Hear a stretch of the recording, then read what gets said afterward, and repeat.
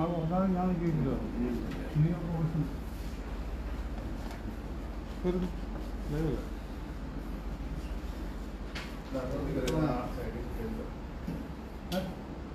മാറണോ സുഹൃത്തുക്കളെ,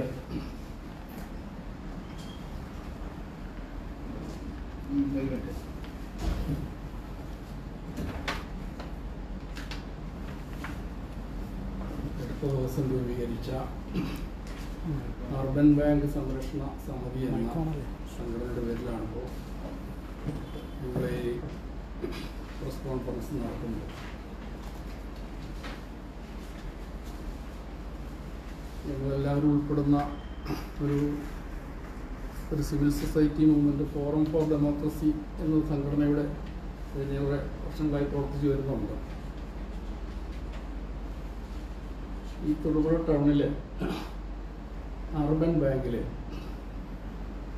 വലിയ അഴിമതികൾ നടക്കുന്നതായ ഒരു വാർത്ത കഴിഞ്ഞ 2-3 വർഷമായി പ്രചരിക്കുന്നുണ്ട്. അതിൽ പല ആളുകളും 10 ലക്ഷം കൊടുത്തു, 6 ലക്ഷം കൊടുത്തു, 5 ലക്ഷം കൊടുത്തു, ഇങ്ങനെ കൊടുക്കേണ്ടി വന്നു എന്നെല്ലാമുള്ള കഥകൾ ഈ സ്ഥാപനവുമായിട്ടൊക്കെ പല ബന്ധമുള്ളതിൻ്റെ അടിസ്ഥാനത്തിൽ നേരിട്ട് സംസാരിച്ചിട്ടുണ്ട്.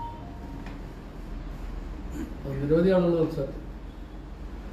അങ്ങനെ സംസാരിച്ചാൽ നമുക്ക് അവർ പലരും രേഖാമൂലം ഒരു പെറ്റീഷൻ നൽകുന്നതിനോ അല്ലെങ്കിൽ മുന്നോട്ട് വന്നിരുന്നില്ല. അവരുടെ കാര്യങ്ങൾ നടക്കാൻ വേണ്ടി കൊടുത്ത സംഗതികളാണ്.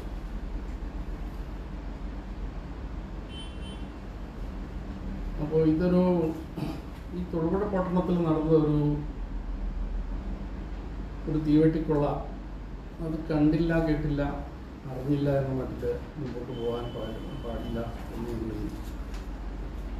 ഇതിനിടയിൽ ഒരു കോൺഗ്രസ് പ്രവർത്തകൻ മയിലാടി ഒരു പരാതി കൊടുത്തതായിട്ടും ഒരു പത്രസമ്മേളനം നടത്തിയതായിട്ടൊക്കെയുള്ള സംഗതികൾ വന്നു. പക്ഷേ ഇതൊരു ഗൗരവമായി ഈ ചർച്ച ചെയ്യപ്പെടുകയോ കൈകാര്യം ചെയ്യപ്പെടുകയോ ചെയ്തില്ല. കഴിഞ്ഞ 5 വർഷമായിട്ട് നിൽക്കുന്ന ഒരു വിഷയമാണ്. അപ്പോൾ അതുകൊണ്ടാണ് ഞങ്ങൾ മുൻകൈയെടുത്ത് ഒരു അർബൻ ബാങ്ക് സംരക്ഷണ സമിതി എന്ന രൂപത്തിൽ ഒരു സംഘടന രൂപീകരിച്ച് ഇക്കാര്യത്തിൽ ഈ സ്ഥാപനത്തെ രക്ഷിക്കാൻ ഇതിൻ്റെ ഷെയർ ഹോൾഡേഴ്സിനെയും ഇടപാടുകാരെയും നിക്ഷേപകരെയും ഒക്കെ സംഘടിപ്പിച്ച് ഒരു ചില പ്രവർത്തനങ്ങൾ നടത്തേണ്ടതുണ്ട് ഒരു നിഗമനത്തിലെത്തിയിട്ടാണ് ഇങ്ങനെ ഒരു പരിശ്രമത്തിൽ ഇപ്പോൾ ഞങ്ങൾ തയ്യാറായിട്ടുള്ളത്. അതിന് എല്ലാ മാധ്യമ പ്രവർത്തകരുടെയും പിന്തുണ അഭ്യർത്ഥിക്കുന്നതിനും ഇക്കാര്യങ്ങൾ വിശദീകരിക്കുന്നതിനുമാണ് ഞങ്ങൾ എത്തിയിട്ടുള്ളത്. ഇക്കാര്യങ്ങൾ വിശദീകരിക്കാൻ ഇതിൻ്റെ കൺവീനറായി തിരഞ്ഞെടുത്തിട്ടുള്ള CPM മാനേജർ അദ്ദേഹത്തിനോട് ഇക്കാര്യങ്ങൾ വിശദീകരിക്കും.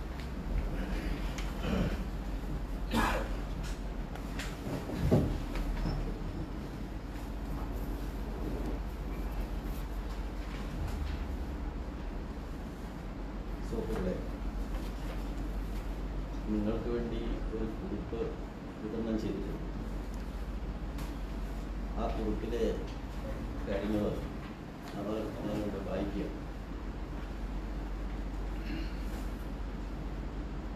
തൊടുപുഴ താലൂക്കിലെ സാധാരണ ജനങ്ങളുടെ ഒരു ആശ്രയകേന്ദ്രമായിരുന്ന തൊടുപുഴ അർബൻ ബാങ്ക് സഹകരണ ബാങ്ക് പുതുക്കിയതിനുള്ള എല്ലാ ബാങ്കിങ് പ്രവർത്തനങ്ങളും RBI ഇടപെട്ട് നിർത്തിവെച്ചിട്ട് 2 വർഷം തികയുന്നു. RBI നടപടികളുടെ ഭാഗമായി ഡിവിഡൻഡ് നിർത്തിവെച്ചിട്ട് 5 വർഷവും വായ്പകളുടെ പരിധി വെട്ടിക്കുറച്ചിട്ട് 4 വർഷവുമാണ്. ബാങ്കിലെ നിക്ഷേപകരും ഇടപാടുകാരും അതീവ പ്രതിസന്ധിയിലാണ്. മാർക്സിസ്റ്റ് പാർട്ടി നേതാവായ PV മത്തായി ചെയർമാനായ ബാങ്കിൽ വൻ ക്രമക്കേടുകളും വെട്ടിപ്പുകളും കണ്ടെത്തിയതിനെ തുടർന്ന് RBI ആദ്യഘട്ടത്തിൽ പടിപടിയായി നിയന്ത്രണങ്ങൾ ഏർപ്പെടുത്തിയെങ്കിലും ബാങ്ക് തിരുത്തലുകൾ വരുത്താനും കുടിശ്ശിക തിരിച്ചുപിടിക്കാനും തയ്യാറായില്ല. ഇക്കാരണത്താലാണ് സമ്പൂർണ്ണ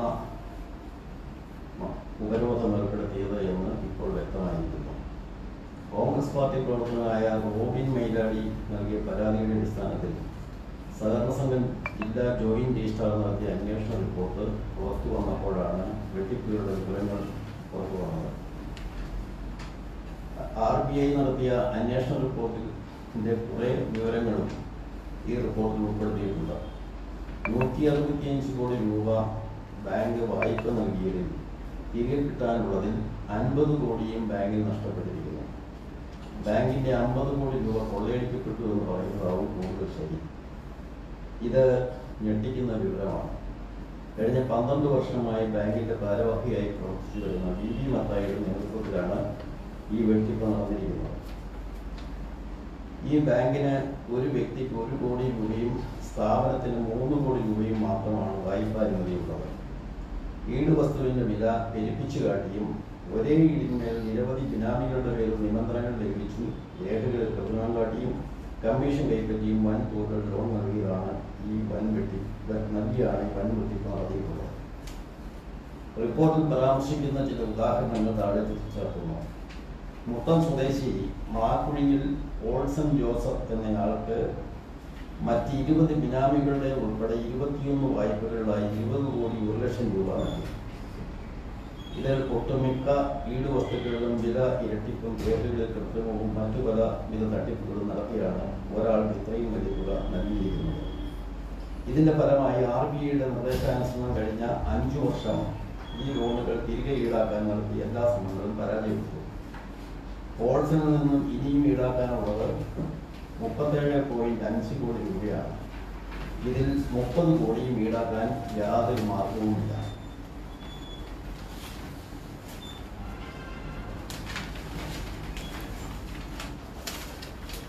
ഓൾസന്റെ ബിനാമികളിൽ ടോമി ജോസഫിന്റെ ലോണിലെ ഈട് വസ്തുവിൽ നിന്നും 2.56 കോടി രൂപ ഈടാക്കാനുള്ളപ്പോൾ ഈട് വച്ചിരിക്കുന്ന 2 ആധാരങ്ങളിൽ മൂല്യമുള്ളൊന്ന് ഓരോ ജനറൽ മാനേജർ അറിയാതെ തിരിച്ചു നൽകി. അവശേഷിക്കുന്ന വസ്തുവിന് 55 ലക്ഷം മാത്രമാണ് വിലയുള്ളത്. ഇതിൽ ബാങ്കിന് നഷ്ടം 2.01 കോടിയാണ്. ഓൾസൺ ജോസഫിനായി ലതാ രാജന്റെയും ഭർത്താവ് രാജന്റെയും പേരിലുള്ള വസ്തു ഈട് വെച്ച് 5 കോടി രൂപ വായ്പ നൽകി. പിന്നീട് രാജന്റെ പേരിലുള്ള വിലപിടിപ്പുള്ള ഭൂമിയുടെ ആധാരം തിരികെ നൽകുകയും ഈ ഭൂമി വിൽക്കാൻ ബാങ്ക് അനുമതി കൊടുക്കുകയും ചെയ്തു. ശേഷിക്കുന്ന ഈട് വസ്തുവിന് നിലവിൽ 30 ലക്ഷം രൂപ മാത്രമാണ് വിലയുള്ളത്. ഇത് പരിശോധിക്കാതെയാണ് ബാങ്ക് ആധാരം തിരികെ നൽകിയത്. ഇതിൽ ബാങ്കിന് നഷ്ടം 8.15 കോടി രൂപ. ഓൾസൺ ജോസഫിനായി 6 പേരുകളിലായി 6.75 കോടി രൂപയുടെ വസ്തുവിന്മേൽ 6 ലോണുകൾ അനുവദിച്ച് 10 കോടി രൂപ തിരികെ കിട്ടാനുള്ളത്. ഈ ഇടപാടിൽ ബാങ്കിന് 3.25 കോടി രൂപയാണ് നഷ്ടം. മുട്ടം വില്ലേജിൽ ഓൾസന്റെ പേരിൽ 2.76 കോടി രൂപ മൂല്യമുള്ള വസ്തുവിന് 5 കോടി രൂപ വിലയിട്ട ശേഷം 6 വ്യക്തികളുടെ പേരിൽ 6 കോടി രൂപ ലോൺ നൽകി.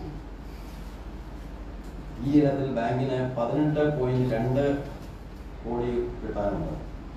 ഇതിന് നഷ്ടം 15.44 കോടിയാണ്.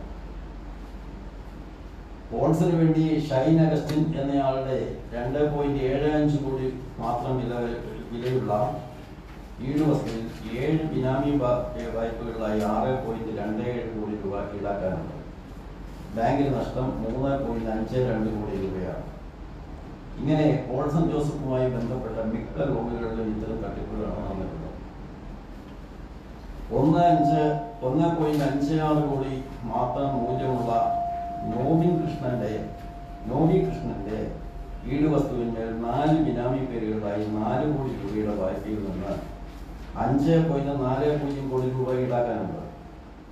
ഇതിൽ ബാങ്കിന് നഷ്ടം 3.8 കോടി രൂപയാണ്. പുളിയത്തൂരുള്ള പുളിയനാനിക്കൽ ഗ്രാനൈറ്റ്സ് 7 ബിനാമി പേരുകളിലായി 7.70 കോടി രൂപയും ഷൈൻ അഗസ്റ്റിന് 7 പേരുകളിലായി 8.10 കോടി രൂപയും അല്ലസർ ഗ്രൂപ്പിന് 10 ബിനാമി പേരുകളിലായി 10 കോടി രൂപയും നൽകിയിട്ടുണ്ട്. ഇത്തരം വായ്പകളിലെല്ലാം സമാന സ്വഭാവത്തിൽ നടത്തിയ തട്ടിപ്പിന്റെ വിവരങ്ങൾ റിപ്പോർട്ടിൽ കാണാം. തട്ടിപ്പിന്റെ മറ്റൊരു രൂപം ചെയർമാൻ മത്തായി വികസിപ്പിച്ചെടുത്ത് റിപ്പോർട്ട് പരിശോധിച്ചാൽ കാണാവുന്നതാണ്. ഈട് വസ്തുവിന് മതിയായ മൂല്യവും സാമ്പത്തിക ശേഷിയും ഉള്ളവരും പലിശയുള്ളതിന് അർഹതയില്ലാത്തവരുമായ വ്യക്തികൾക്ക് വൻ ഇളവുകൾ നൽകിയതായി കാണാം. TC ബാർ തൊടുപുഴ, ഷൈജു പുളിയനാനി, ഷീബ ഷെബിൻ എന്നീ 4 ലോണുകളിൽ നിന്ന് ബാങ്കിന് ലഭിക്കേണ്ടത് 6.68 കോടി രൂപയും 4.35 കോടി രൂപയും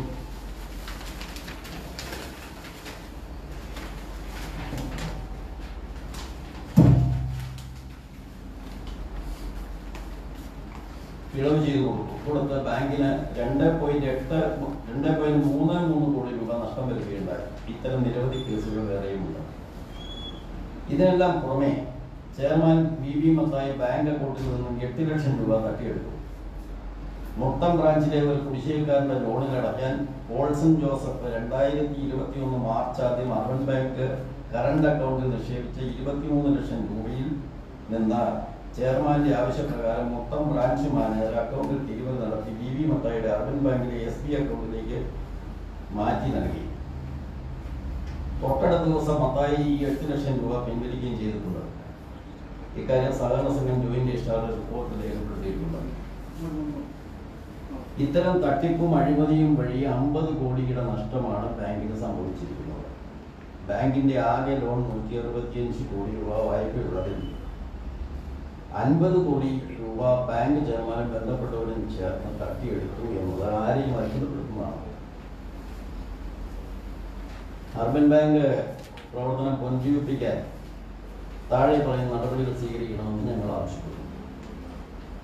ഒന്ന്, അടിയന്തരമായി ബാങ്കിംഗ് പ്രവർത്തനം ആരംഭിക്കാനും നിക്ഷേപകരുടെ പണം ആവശ്യാനുസരണം പിൻവലിക്കാനും വേണ്ട നടപടികൾ RBI സ്വീകരിക്കണം. 2, ബാങ്കിന്റെ 50 കോടി രൂപ ചെയർമാനും ബന്ധപ്പെട്ടവരും ചേർന്ന് തട്ടിയെടുത്ത വിഷയത്തിൽ ഉചിതമായ അന്വേഷണവും നടപടിയും വേണം. 3, ബാങ്കിന്റെ നഷ്ടപ്പെട്ട സൽപ്പേരും വിശ്വാസവും വീണ്ടെടുക്കാൻ അഴിമതിക്കാരനായ ചെയർമാൻ രാജിവെച്ച് പുറത്തു പോകണം. എങ്കിൽ മാത്രമേ ബാങ്കിൽ പണം നിക്ഷേപിക്കാൻ ജനങ്ങൾ തയ്യാറാകുകയുള്ളൂ.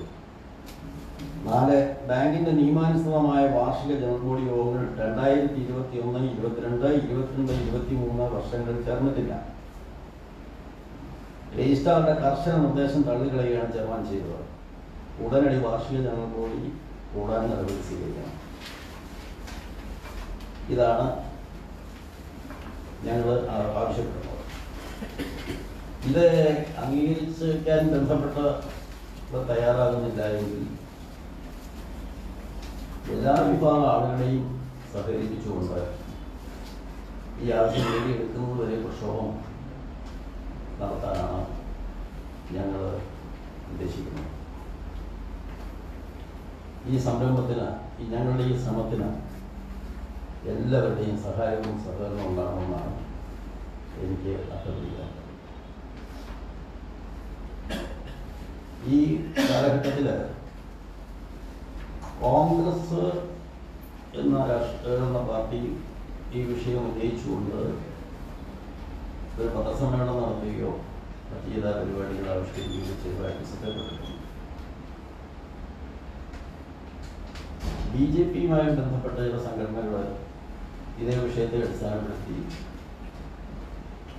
ഇത്തരം കാര്യങ്ങൾ പുറത്തുകൊണ്ടുവരാൻ വേണ്ടിയിട്ടുള്ള ചില നടപടികൾ എടുത്തതായിട്ടും ശ്രദ്ധേയമാണ്.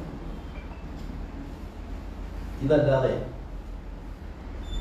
ഉത്തരവാദിത്തപ്പെട്ട രാഷ്ട്രീയ പാർട്ടികൾ ഗൗരവപൂർവ്വം ഈ വിഷയം ജനങ്ങളുടെ മുമ്പിൽ കൊണ്ടുവരാനോ ഈ വിഷയത്തിന് പരിഹാരം ഉണ്ടാക്കാനോ വേണ്ടി ശ്രമിച്ചതായിട്ട് ഞങ്ങൾ കാണുന്നില്ല. കാലം ഇങ്ങനെ കടന്നു പോകുന്നു. ആയിരക്കണക്കിന് ആളുകൾ ഇതിന്റെ ബുദ്ധിമുട്ടുകൾ അനുഭവിച്ചുകൊണ്ടിരിക്കുകയാണ്. ഇങ്ങനൊരു സാഹചര്യത്തിൽ വെറും കാഴ്ചക്കാരായിട്ട് നമുക്ക് നിൽക്കാൻ കഴിഞ്ഞു പോകാൻ സാധിക്കില്ല. ഇതിന് പരിഹാരം ഉണ്ടാക്കിയാൽ മതിയാവും. പരിഹാരം ഉണ്ടാകണമെങ്കിൽ എല്ലാ ആളുകളുടെയും സഹായവും സഹകരണവും വേണം. അതുകൊണ്ട് ഈ സംരക്ഷണ സമിതി എന്ന് പറയുന്നത് എല്ലാവരെയും ഉൾക്കൊള്ളാൻ കഴിയുന്ന ഒരു സമിതിയാണ്. എല്ലാവരെയും ഒരുമിപ്പിച്ചുകൊണ്ട് ഞങ്ങൾ ഈ വിഷയത്തിൻ്റെ പരിഹാരം കാണാൻ വേണ്ടിയിട്ടാണ് ശ്രമിക്കുന്നത്. അതിനാണ് നിങ്ങളുടെ സഹായം നിങ്ങൾ അഭ്യർത്ഥിക്കുന്നത്. ഓക്കെ.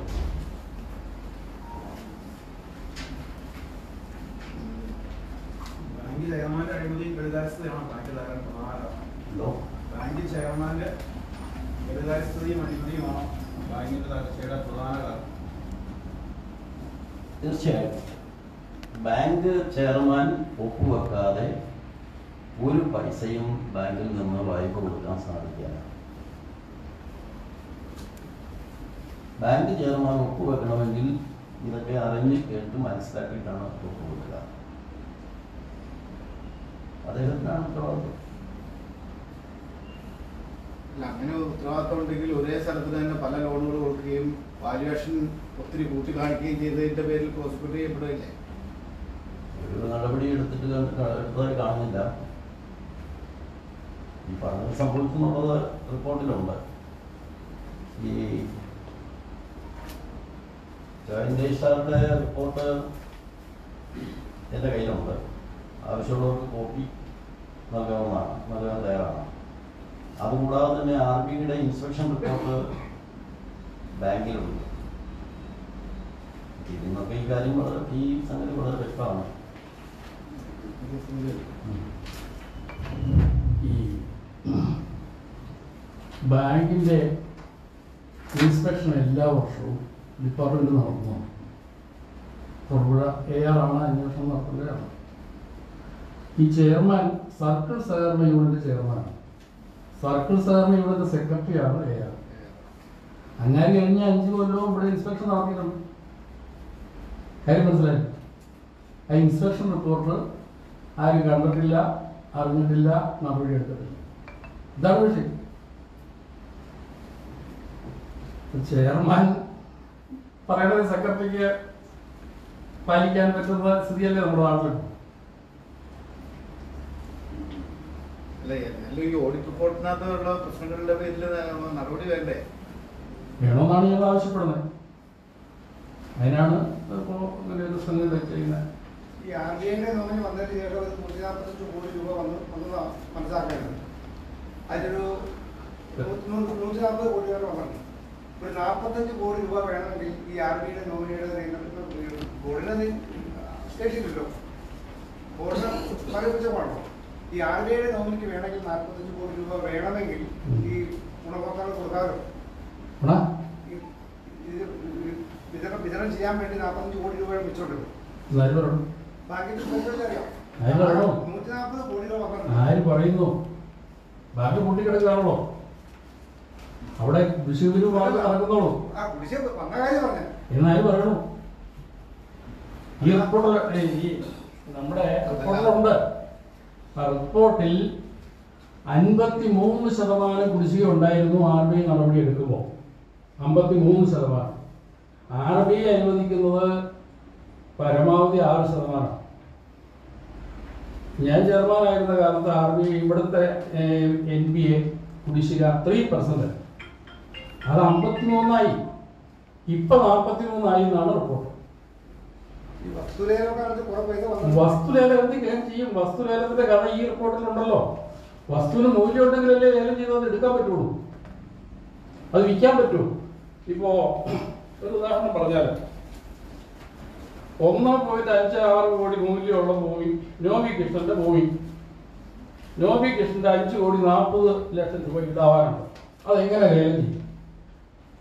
5 കോടി 40 ലക്ഷത്തിനല്ലേ എനിക്ക് ബാങ്കിന് ലേലം ചെയ്യാൻ പറ്റുള്ളൂ. 2 കോടി 1.56 കോടി അതിന് മൂല്യമുള്ളൂ. എങ്ങനെ ഇടുന്നു? ആർക്ക് ഇടക്കാൻ പറ്റും? വിൽക്കാൻ പറ്റും? ഇത് തന്നെയാണ് പോൾസന്റെ എല്ലാ ലോണുകളും സംഭവിച്ചിരിക്കുന്നത്. 37.5 കോടി ഇനി ഈടാകാനുണ്ട് ഒറ്റ വ്യക്തിയിൽ നിന്ന്. 30 കോടിക്കും ജാമ്യമില്ല. ആധാരം തിരിച്ചു കൊടുത്തിട്ടുണ്ട്. ആധാരം നടത്താൻ അനുമതി കൊടുത്തിട്ടുണ്ട്. മൂക്കി ഇരട്ടിച്ച് കാണിച്ചിട്ടാണ് ലോൺ കൊടുത്തിരിക്കുന്നത്. ഇത് ഞങ്ങൾ പറയുന്ന ആരോപണമല്ല. RBIയും അതൊരു സംഭവം പറയാം. ഇപ്പോ AR ഇത് കഴിഞ്ഞ 5 കൊല്ലം പറയാൻ പറ്റിയില്ല.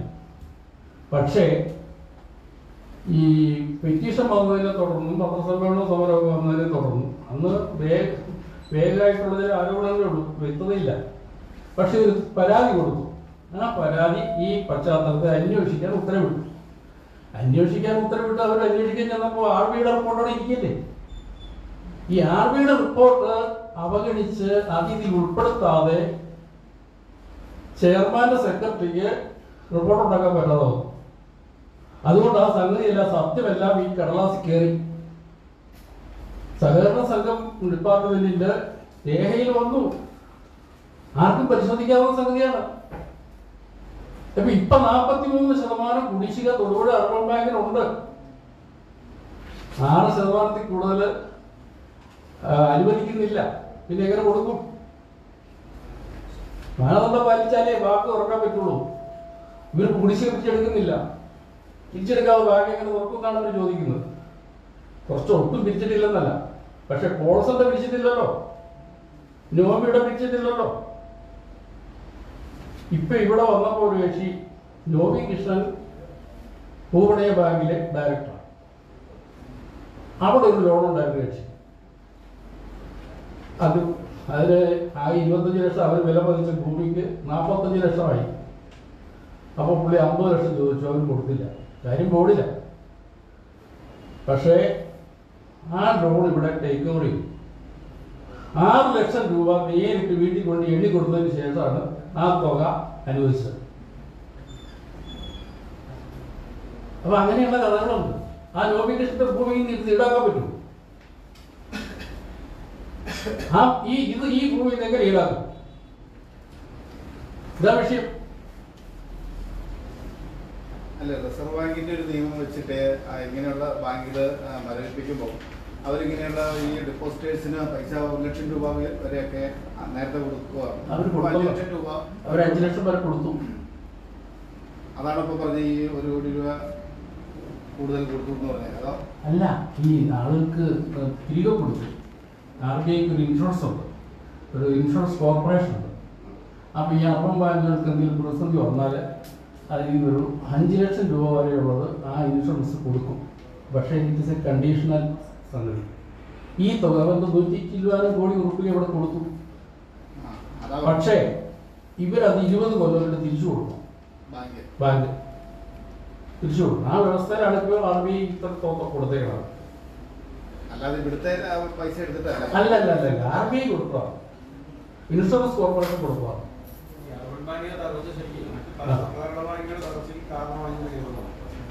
അങ്ങനെയുണ്ട് ഒരു വിഷയം. ഉദാഹരണത്തിന് ഇന്നിപ്പോ തൊടുപുഴ താലൂക്കിലെ കുമാരമംഗലം സർവീസ് സഹകരണ ബാങ്ക്, മുട്ടം സർവീസ് സഹകരണ ബാങ്ക്, കരിമണ്ണൂർ സർവീസ് സഹകരണ ബാങ്ക്, ഉടുമ്പന്നൂർ സഹകരണ ബാങ്ക്, മുതലക്കുളം സർവീസ് സഹകരണ ബാങ്ക് എല്ലാം പ്രതിസന്ധിയിലാണ്. മുട്ടം ബാങ്കിന്റെ 3 കോടി ഇവിടെയുണ്ട്, മുതലക്കുളം ബാങ്കിന്റെ ഉണ്ട് അത്ര, കരിമണ്ണൂർ ബാങ്കിന്റെ ഉണ്ട് 2 കോടി. ഈ പറയുന്ന സംഘങ്ങളുടെ എല്ലാം ഇവിടെ നിക്ഷേപമുണ്ട്. അങ്ങനെ നിക്ഷേപിക്കാൻ നിയമമൊന്നുമില്ല, പക്ഷെ ഇവിടെ ഉണ്ട്. ഇപ്പൊ എന്താ, അവർക്ക് പ്രതിസന്ധി വന്നപ്പോ ഈ തുക ഉണ്ടെങ്കിൽ അവർക്ക് നിക്ഷേപർക്ക് കൊടുക്കാം. മാർഗമില്ല, ഇവിടെ നിന്ന് ഒരു പൈസ ഉണ്ടാകില്ലല്ലോ. അങ്ങനെ ഒരു വിഷയം ഉണ്ടാകും. ഇപ്പൊ കരിമണ്ണൂർ ഒരു നിക്ഷേപം തിരിച്ചു കൊടുക്കുന്നില്ല, മുതലക്കുളം തിരിച്ചു കൊടുക്കുന്നില്ല, കുമാരമംഗലം തിരിച്ചു കൊടുക്കുന്നില്ല, വണ്ണപ്പുറത്തവരെയൊക്കെ വലിയ വലിയ പ്രതിസന്ധിയാണ്. അത് ഇവിടുത്തെ വേറെ പോലെയാണ് തോന്നുന്നു, അറിയില്ല. ഇങ്ങനെ കൂട്ടത്ത് വന്നതിനെ അപ്പൊ ഈ പ്രതിസന്ധി ഇങ്ങനെ ഉണ്ടായതാണ്. അതുകൊണ്ട് ഉണ്ടാവും, ചെയിനായിട്ടുണ്ടാവും. കാരണം ഇവിടെ നിക്ഷേപം നടത്തിയിരിക്കുന്നു, ആളുകൾക്ക് നിക്ഷേപം സമയാസമയങ്ങൾ എടുക്കാൻ കഴിയണമല്ലോ. ഒരു കാര്യം കൂടെ അറിഞ്ഞിരിക്കണം, ഈ അർബൻ ബാങ്കിൽ പ്രൈമറി കോർപ്പറേറ്റ് ബാങ്കുകൾക്ക് ഇങ്ങനെ പണം നിക്ഷേപിക്കാൻ അനുമതിയില്ല. രജിസ്ട്രാറിന്റെ അനുമതി ഇല്ലതാണ്. അത് ലംഘിച്ചുകൊണ്ടാണ് ഈ അർബൻ ബാങ്കിൽ കൊണ്ടുപോയി ഡിപ്പോസിറ്റ് ചെയ്തത് ശക്തമായ രാഷ്ട്രീയ സമൂഹത്തിന്റെ പേരിലാണ്. ഈ ബാങ്കുകൾ കൊണ്ടുപോയി അർബൻ ബാങ്കിൽ ഈ കോടികൾ ഡിപ്പോസിറ്റ് ചെയ്തത്. അത് നിങ്ങൾ മനസ്സിലാക്കിയിരിക്കണം. അതിന് യാതൊരു ഇൻഷുറൻസ് പരീക്ഷ ഒന്നുമില്ല. പരീക്ഷയില്ലെന്ന് പറയാൻ പറ്റില്ല. 5 ലക്ഷം രൂപ കിട്ടുമായിരിക്കും. അതെല്ലാവർക്കും 5 ലക്ഷം രൂപ ബാങ്കിന്റെ പ്രൈമറി ബാങ്കുകൾ അവിടെ കൊണ്ടുപോയി ഡിപ്പോസിറ്റ് 3 കോടി കിട്ടിയതിനകത്ത് 3 കോടി കിട്ടിയത് 5 ലക്ഷം കിട്ടും. 2 കോടി 95 ലക്ഷം അവിടെ കിടക്കും. അവിടെ വെച്ചവർക്ക് കാര്യം വെക്കാനില്ല. അതാണ് വിഷയം. ഇത്ര വലിയൊരു തട്ടിപ്പ് പുറത്തു വന്നിട്ട് ഇപ്പോൾ അതില് ബാങ്ക് ഭരിക്കുന്ന CPM ആണല്ലോ. CPM നേതൃത്വമാർ ഇടപെടുകയോ ചെയർമാനെ മാറ്റുകയോ അല്ല അത്ര ഒരു നടപടിയിലേക്ക് അവർ പോകുന്നില്ല. അപ്പൊ അതിനർത്ഥം ഈ തട്ടിപ്പില് CPM നേതൃത്വത്തിന് വ്യക്തമായ പങ്ക് അവരുടെ അറിവുണ്ടെന്നുള്ളതാണ്. അതിപ്പോ ഞങ്ങളങ്ങനെ പറയും. രാഷ്ട്രീയ സമ്മർദ്ദത്തിന്റെ കാര്യം പറഞ്ഞു. രാഷ്ട്രീയ സമ്മർദ്ദം എന്ന് പറയുന്നത് ഈ ബാങ്കുകളുടെ മേല് ബന്ധപ്പെട്ടവര് എന്ന് പറഞ്ഞാൽ ഈ ബാങ്ക് നടത്തുന്നവര് ഒരു സമ്മതം ചെയ്തിട്ടുണ്ടോ? അതാണ് ഇവിടെ ഇടാൻ വേണ്ടിയിട്ട്. അർബൻ ബാങ്കിന്റെ ഭരണസമിതിയിലുള്ള ആളുകൾ, അത് നയിക്കുന്ന ആളുകൾ ഈ ബാങ്കുകളെ അവരും പിന്നെ ഇവിടുത്തെ സർക്കിൾ യൂണിയന്റെ ചെയർമാനോ മറ്റോ ആണല്ലോ മൊത്തമായി അല്ലേ? അപ്പൊ ആരൊക്കെയാണ് സമ്മർദ്ദം ചെലുത്തിയതെന്ന് നമുക്കറിയില്ല. സമ്മർദ്ദം ചെലുത്തിയിട്ടാണ് ഇട്ടതെന്ന് പിന്നെ ചോദിച്ചത് മറുപടി കിട്ടിയിട്ടുണ്ട്. ഞാൻ ചോദിച്ചിട്ടുണ്ട്, സമ്മർദ്ദത്തിന് ഫലമായിട്ട് ഇട്ടതെന്ന് എനിക്ക് മറുപടി കിട്ടിയിട്ടുണ്ട്. അതുകൊണ്ടാണ് ഇവിടെ പറഞ്ഞത്. ഞാൻ തെളിവില്ല, തെളിവ് ഉണ്ടാക്കാൻ പറ്റില്ല. എന്തോ ഈ ബാങ്ക് പ്രവർത്തനം ആരംഭിക്കാൻ പറ്റുന്ന സാഹചര്യമാണോ? പ്രവർത്തനം ആരംഭിക്കാൻ പറ്റുന്ന സാഹചര്യം ഉണ്ട്. എന്താന്ന് ചോദിച്ചാൽ കുറെ ഇപ്പോൾ പണം റിക്കവർ ചെയ്തിട്ടുണ്ട്. റിസർവ് ബാങ്കിന് വേണമെങ്കിൽ കുറേശ്ശെ ഡിപ്പോസിറ്റർമാർക്ക് ഘട്ടം ഘട്ടമായിട്ട് കൊടുക്കാൻ വേണമെങ്കിൽ തുടങ്ങാം. പക്ഷേ അതുകൊണ്ട് ഈ ബാങ്ക് രക്ഷപ്പെടുകയല്ല. ഇവിടെ ബാങ്ക് തുറന്നു വെച്ച് കഴിഞ്ഞിട്ടുണ്ടെങ്കിൽ സ്വർണ്ണപ്പണയം കൊടുക്കണം, അതുപോലെ തന്നെ നമുക്ക് ഡിപ്പോസിറ്റ് സ്വീകരിക്കണം, ഇതൊക്കെ വേണമല്ലോ. അതിലെ ബാങ്കിങ് പ്രവർത്തനമാണല്ലോ. പുതിയ ലോൺ കൊടുക്കണം, ഇതെല്ലാം ചേർന്നതാണല്ലോ ബാങ്കിങ് പ്രവർത്തനം. അങ്ങനെ ഫുൾസിംഗിൽ നടത്താൻ പറ്റിയല്ല. എന്താണെന്ന് ചോദിച്ചാൽ ഈ പ്രസിഡന്റ് ഇങ്ങനെ ഇരിക്കുന്നിടത്തോളം കാലം ഇവിടെ ആരും പുതിയതായിട്ട് നിക്ഷേപം ഇടിയല്ല. ഇതിന് വിശ്വാസം മുഴുവൻ ഉണ്ടാകുന്നുണ്ട്. പിന്നെ സ്വർണം പണയം വെക്കണമെങ്കിൽ ഈ കെണിക്കകത്തോട്ടൊന്നും വെക്കേണ്ട ആവശ്യമുണ്ടോ? വേറെ എത്ര ബാങ്കുകൾ അവിടെയാണ് സ്വർണം പണയം വെക്കാൻ? ആരെങ്കിലും കൊണ്ടു വെക്കുമോ? ഫസ്റ്റ് ഒരടി വേണ്ടത് ഇയാൾ രാജിവെച്ച് പോയിട്ട് പുതിയൊരാളെ പ്രസിഡന്റ് ആക്കാന്നുള്ളതാണ്. എന്നിട്ടാണ് അടുത്ത പടിയിലേക്ക് കിടക്കാൻ പറ്റുള്ളൂ. RBIക്ക് പോലും പിന്നെ അടുത്ത സ്റ്റെപ്പിലേക്ക് കിടക്കാൻ പറ്റുള്ളൂ. അല്ല, പാർട്ടി നേതൃത്വം പുള്ളിക്ക് ഇപ്പോഴും പിന്തുണ കൊടുക്കുകയാണല്ലോ. അതുകൊണ്ട് പിന്നെ അതിനകത്ത് പ്രതീക്ഷിക്കാൻ പറ്റുമോ? എന്താണ് നടക്കുന്നതെന്നുള്ളത് ആർക്കറിയാം. എനിക്ക് അങ്ങനെ വല്ലതും ഉണ്ടോയെന്ന് തന്നെ സംബന്ധിച്ച് ഞങ്ങൾക്കൊന്നും പറയാൻ പറ്റില്ല. ഞങ്ങൾക്ക് അറിയില്ല. ചില എന്തെങ്കിലും ഊഹിച്ച് പറയുന്നതിൽ അർത്ഥമില്ലല്ലോ. അല്ലെങ്കിൽ പിന്നെ ആരെങ്കിലും വാക്കാലെങ്കിലും ഒന്ന് പറഞ്ഞു കേട്ടിരുന്നെങ്കിൽ അത് വെച്ച് പറയാമായിരുന്നു. കൃത്യമായൊരു വിവരം ഞങ്ങൾക്കില്ല. അതുകൊണ്ട് അതിനെപ്പറ്റി ഒന്നും പറയാൻ കഴിയില്ല. അല്ല, ഇത്രയും വലിയൊരു സംഭവം നടന്നിട്ടും അതിനകത്ത് ഒരു പ്രതികരിക്കേണ്ട ഒരു അവസ്ഥ ആയിട്ടുണ്ടല്ലോ. പാർട്ടി നേതൃത്വം ആണെങ്കിലും ഗൗരവമായ ഗൗരവമായ രാഷ്ട്രീയവുമായി ആരുടെ ശ്രദ്ധയൊന്നും ഉണ്ടാവില്ല. ഒരുപാട് വാർത്തയില്ലല്ലോ. ഇതൊരു കരിവന്നൂർ തട്ടിപ്പ് പോലെയാണോ അങ്ങനെ തോന്നുന്നത് യഥാർത്ഥത്തിൽ? അത്രയും 200 കോടിയാ പറയുന്നത്. ഞങ്ങൾ 50 കോടിയാ പറഞ്ഞത്. 4 മോഡൽ പറഞ്ഞാൽ ചിലപ്പോൾ ശരിയായിരിക്കും. നിക്ഷേപകര് പരാതികളുമായിട്ട് നടക്കുന്നുണ്ട്. ആരോട് പരാതി പറയും, എവിടെ പറയും എന്നാണ് അവരുടെ ആശങ്ക. പലരെയും എനിക്കറിയാം, സങ്കടം പറയുന്നവരുണ്ട്. കോടി ബ്ലോക്കായി കിടക്കുന്ന കച്ചവടക്കാരുണ്ട്. അവരെല്ലാം എന്നോട് സംസാരിച്ചിട്ടുണ്ട്. അവർ പുറത്ത് പറഞ്ഞ എന്നോട് ഞാൻ പുറത്തുള്ളതല്ലേ എന്നോട് പറഞ്ഞല്ലോ. അവർക്കിപ്പോ പോയി എവിടെ പോലീസ് സ്റ്റേഷനിൽ പരാതി കൊടുക്കണോ, വേറെ എവിടെ പരാതി കൊടുക്കണമെന്നും അവർക്കറിയില്ലല്ലോ. അല്ലെങ്കിൽ അതിന് പ്രയോജനമുണ്ടോ എന്താണെന്ന് അറിയില്ലല്ലോ. അങ്ങനെയാണല്ലോ ഇപ്പൊ നമ്മുടെ നാടിന്റെ അവസ്ഥ. അത് തന്നെയായിരിക്കല്ലോ. ഞാൻ ഊഹിക്കുന്നതോട്ടോ അത് തന്നെയായിരിക്കാലോ. ഈ പറഞ്ഞത് മാത്രമായിരിക്കാനില്ല. ഒന്ന് ആളുകൾക്ക് ഭയം കാണും. എന്നുവെച്ചാൽ പല ഇടപാടുകൾ അവിടെ ഉണ്ട്. കാശ് അടയ്ക്കാനുള്ളവർക്ക് കിട്ടാനുള്ളവരുണ്ട്. ഈ പരാതിയായിട്ട് വന്നു കഴിഞ്ഞിട്ടുണ്ടെങ്കിൽ എന്നാൽ ഇവരുടെ കരാളഹസ്തങ്ങളിൽ നിന്ന് മോചനമുണ്ടോ? നമ്മുടെ ഭരണസംഘങ്ങളെ സംബന്ധിച്ചിടത്തോളം ആരുടെ കക്ഷത്തിൽ കയറിയോ ആ കക്ഷത്തിൽ തന്നെ ഇരിക്കുക എന്നുള്ളതല്ലാതെ മോചനമില്ലല്ലോ. അവിടെ പോയി വലിയ 3 കോടി രൂപ നഷ്ടപ്പെട്ട മോലക്കട ബാങ്കിൽ തെരഞ്ഞെടുപ്പ് നടത്തപ്പോൾ വീണ്ടും അവർ തന്നെ തെരഞ്ഞെടുക്കപ്പെട്ടു വന്നു. അങ്ങനെയാണല്ലോ. സഹകരണ സംഘങ്ങൾ ആരുടെ ഏതെങ്കിലും കക്ഷികളുടെ കയ്യിലായി കഴിഞ്ഞിട്ടുണ്ടെങ്കിൽ പിന്നെ അവരുടെ കയ്യിൽ തന്നെ ഉറപ്പിക്കാനുള്ള മാർഗമുണ്ട്. അതങ്ങനെ ഉറച്ചവിടെ നിന്നോളും. അപ്പൊ ഈ സഹകരണ സംഘത്തിൽ നിന്ന് വായ്പ എടുത്തവരുണ്ട്, അവിടെ ഡിപ്പോസിറ്റ് ചെയ്തവരുണ്ട്. അവർ പരാതിയായിട്ട് നടന്നു കഴിഞ്ഞാൽ അവരുടെ ഭാവി എന്താവും എന്നുള്ളത്, അവരുടെ കാര്യം കട്ടപ്പോയാവോ എന്നുള്ള പേടിയുണ്ടാകും. പേടിയില്ലാതില്ല. അല്ല, ഇത് കൂട്ടുന്നതിന് തൊട്ട് തലേദിവസവും 2 കോടി രൂപയും 3 കോടി രൂപയും തൊടുപുഴ ഡിപ്പോസിറ്റ് ചെയ്ത കച്ചവടക്കാരുണ്ടല്ലോ. അതെ, അവർ മിണ്ടുന്നില്ലോ. മിണ്ടതില്ല. കൂട്ടുന്നതിന്റെ തലേദിവസം കൊണ്ട് ഇട്ടതാ 2 കോടി രൂപ. ഇപ്പൊ മിണ്ടാൻ പറ്റുന്നത് നമ്മൾ കുറച്ച് ആളുകൾക്കാണ് ഇപ്പൊ മിണ്ടാൻ പറ്റുന്നുള്ളത് കേട്ടോ. ബാക്കി ആളുകൾക്കൊക്കെ പലതരത്തിലുള്ള ഭയമാണ്. അല്ല, ഈ പത്രസമ്മേളനം നടത്തുന്ന ആർക്കെങ്കിലും ഈ പണി കുടിശ്ശിയുണ്ടോ? ആർക്ക്? ഈ നടത്തിയിരിക്കുന്നത് ആരെങ്കിലും കുടിശ്ശിയുണ്ടോ? എനിക്ക് ഞാനാണല്ലോ ഞാനാണല്ലോ ഇതിന്റെ കൺവീനർ. കണ്ടിരുന്നില്ല. ഉള്ളത് ആ, നിങ്ങളുടെ വിഷയം. ഉള്ളത് കേൾക്കാനല്ലേ ആഗ്രഹം. എന്നാലേ എന്താ പറയാ, എനിക്ക് ഇങ്ങോട്ട് പൈസ കിട്ടാനേ ഉള്ളൂ, ഞാൻ അങ്ങോട്ടേക്ക് ഒന്നും കൊടുക്കാനില്ല. ഇങ്ങോട്ടേക്ക് ഒരു 10,000 രൂപ എനിക്ക് ഇങ്ങോട്ട് കിട്ടാനുണ്ട്, അത്രേ ഉള്ളൂ. അല്ലാണ്ട് ഞാൻ അങ്ങോട്ടേക്ക് ഒന്നും കൊടുക്കാനില്ല. പിന്നെ ചെയർമാനായിട്ടിരിക്കുന്ന ഒരു നയ പൈസ പോലും കൊടുക്കാനില്ല. എനിക്ക് ഇങ്ങോട്ട് കിട്ടാറുണ്ട്. ഇങ്ങോട്ട് കിട്ടാനുണ്ടോ? നേരത്തെ അർബൻ ബാങ്കിന്റെ ചെയർമാൻ ആയിരുന്നില്ലേ നേരത്തെ? അതെ അതെ. 5 വർഷം ചെയർമാൻ, 15 വർഷം ചെയർമാൻ. ആ കാലയളവിൽ നല്ല ലാഭത്തിൽ പോയിട്ടുണ്ടെന്നാണ്. ഞാൻ ചെയർമാനാവുന്ന ഘട്ടത്തിൽ 2.5 കോടി നിക്ഷേപമുള്ളൂ.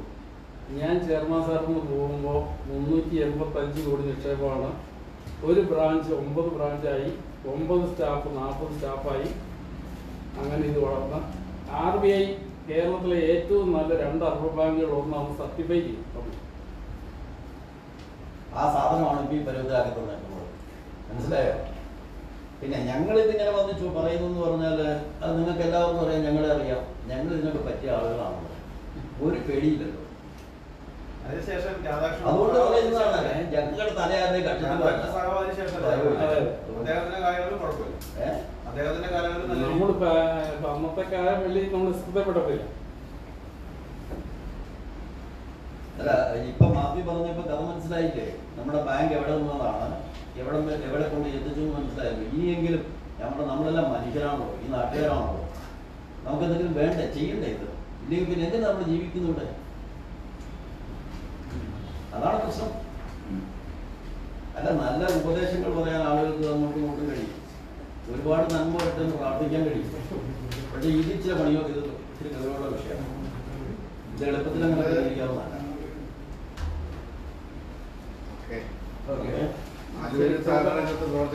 പ്രവർത്തിക്കുന്നവരാണല്ലോ. ഞങ്ങള് ജില്ലാ ബാങ്ക് പ്രസിഡന്റായിരുന്നു. ഞാൻ ജില്ലാ ബാങ്ക് പ്രസിഡന്റായിരുന്നു.